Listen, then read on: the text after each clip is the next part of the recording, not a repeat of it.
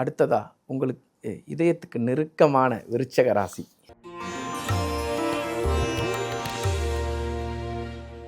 எப்படி இருக்க போகுது?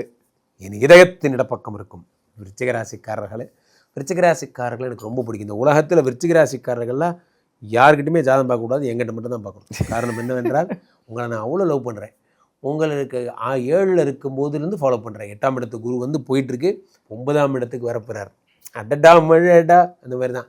8ஆம் இடத்துல குரு பகவான் மறைந்திருக்கிறார். பிஃபோர் திஸ் ஜூன் 2-5 கூடியவர் 8ஆம் இடத்தில் மறைபொழுது தனப்பிராப்தி குறைகிறது. 5ஆம் இடமாகப்பட்ட யோகஸ்தானத்தில் கூடியவர் மறைகிறார் என்னும் பொழுது பணமே இல்லை.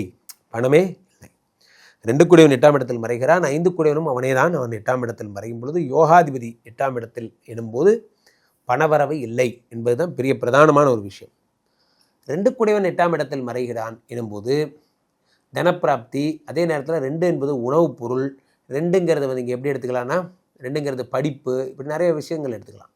இந்த 2 கூடியவன் 8ஆம் இடத்தில் மறைந்தவுடன் என்னென்ன பலன்கள் எல்லாம் ஏற்படுகிறது? முக்கியமாக படிப்பு கெடுது, முக்கியமாக பேச்சு தடுமாறுது. நான் ஒன்று சொல்ல வந்தால் அவன் ஒன்று புரிஞ்சுக்கிறேன் சார், இதெல்லாம் ஏற்படுகிறது.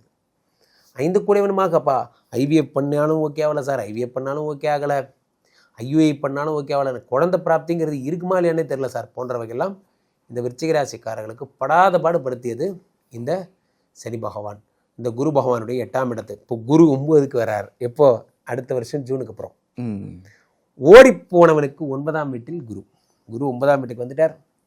பலன்கள் எல்லாம் என்ன வேணும் எனக்கு அப்படிங்கிற மாதிரி, இந்தா செல்வம் வேணும் வச்சுக்கோ, அதிகாரம் வேணும், பதவி வேணும், புகழ் வேணும், டேக் இட் வச்சுக்கோ மேன், அது மாதிரி எல்லாத்தையும் கொடுத்துட்றாரு.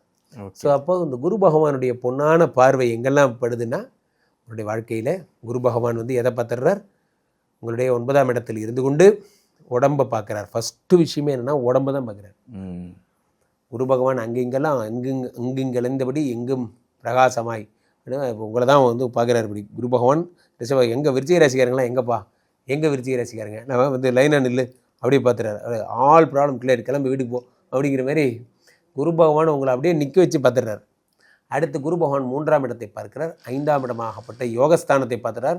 புத்திரஸ்தானமும் மதுவைதான் என்பதால், ஒரு உச்சம் பெற்ற புத்திரகாரகன் என்பதால் உங்களுக்கு குழந்தை கன்ஃபார்மாக கிடச்சிரும். இப்போது இந்த குரு பகவான் உங்களுக்கு 5ஆம் இடத்தை பார்த்த ஒரு நல்ல விஷயம், அண்ட் ஆல்சோ ராசியை பார்த்த நல்ல விஷயம், உடம்பில் இருக்கக்கூடிய பிரச்சனைகள் சரியாகுது.